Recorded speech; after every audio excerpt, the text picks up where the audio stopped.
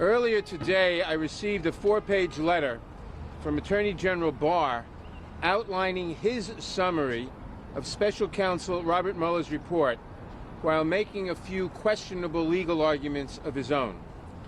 I take from this letter 3 points. First, President Trump is wrong.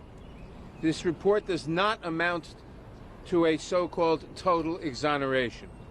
Special Counsel Mueller was clear that his report, quote, does not exonerate, close quote, the president. The special counsel spent 22 months uncovering evidence of obstruction and other misconduct.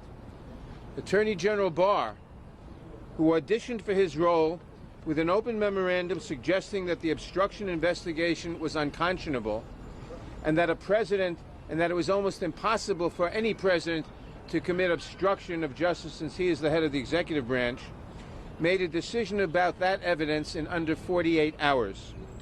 His conclusions raise more questions than they answer, given the fact that Mueller uncovered evidence that, in his own words, does not exonerate the president. It is unconscionable that President Trump would try to spin the special counsel's findings as if his conduct was remotely acceptable.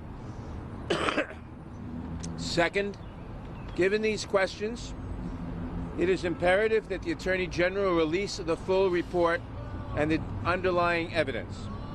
The entire unfiltered report, as well as the evidence underlying that report, must be made available to Congress and to the American people. As much information as can be made public should be made public without delay. I intend to fight for that transparency.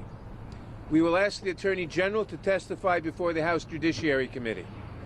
We will demand the release of the full report. The American people are entitled to a full accounting of the President's misconduct referenced by the special counsel. Third, the Attorney General's comments make it clear that Congress must step in to get the truth and provide full transparency to the American people. The President has not been exonerated by the special counsel, yet the Attorney General has decided not to go further or apparently to share those findings with the public. We cannot simply rely on what may be a hasty, partisan interpretation of the facts. Earlier this month, the House passed a resolution calling for full and complete release of the special counsel's report by a vote of 420 to nothing. We now call on the Attorney General to honor that request, to release the report and the underlying evidence, and to appear before the Judiciary Committee to answer our questions without delay. That's the statement. Thank you. Take a few questions. The President's legal team is saying... I can't hear you. Sorry. The President's legal team is saying this is exoneration. And, it's going in opposite of what the special counsel saying. Just, what's your reaction? What does the committee plan to do kind of in response to all this? Well, as you point out, the president or his people are saying it's a total exoneration. That contradicts what the special counsel found. It's a lie about what the special counsel found, but we should not be surprised that they lie anymore. And so you mentioned on Twitter you're going to ask the Attorney General to appear before the committee. Yes. Would you be willing to use subpoena powers if necessary? Sure. I would hope that it would not be necessary to use subpoena power to get the Attorney General to appear before the committee. We also want to see the full report, and if necessary, we'll use subpoena power to get that too. Are you worried that executive privilege could be exercised on some of these unknowns in the inside of the court? Well, the president could try to exercise executive privilege, but it won't be successful. Executive privilege must be asserted by the president personally, and as the Nixon case in front of the Supreme Court, which was decided 9-0, pointed out, executive privilege cannot be used to shield or hide wrongdoing.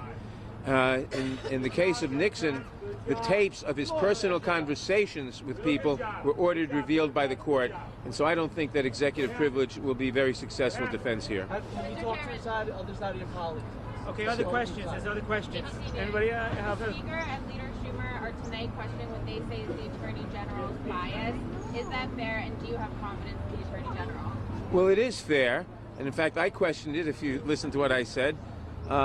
he auditioned for his job by writing a 19-page memorandum giving a very extreme view of obstruction of justice and of presidential power, and saying basically that no president could really commit obstruction of justice. And given the fact that the special counsel found ample evidence of obstruction so as not to be able to say that they're not guilty of obstruction, so he said we're not exonerating the president, after 22 months, for the Attorney General reviewing that record in 22 hours is a bit much. I would, in fact, wonder if the Attorney General pressured the special counsel into not making that finding so that he could make the finding. I'm not aware of any other case where an Attorney General made the decision on a prosecution or non-prosecution for obstruction of justice. When you plan to be briefed on the conclusions that he found beyond what's in the summary? No, all we have is the letter. And what does it give you any concern now in terms of where the party should move forward? Do you think that will you move forward with impeachment proceedings? We're going to move forward. We're going to move forward with our investigations of obstruction of justice, abuses of power, corruption, to defend the rule of law, which is our job. It's a broader mandate than the special prosecutor had. His mandate is only for crimes.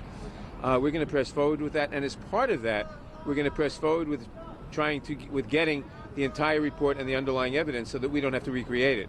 One last question. Chairman, when do you plan to pray Someone. for it? One last question. Somebody else. Question over there. Last question. The report found that he's not fully exonerated. What does that mean? What's the next step? It meant that the special prosecutor said that there was a lot of evidence which would lead one to think he should be indicted, and evidence to the contrary, and that he didn't make that decision.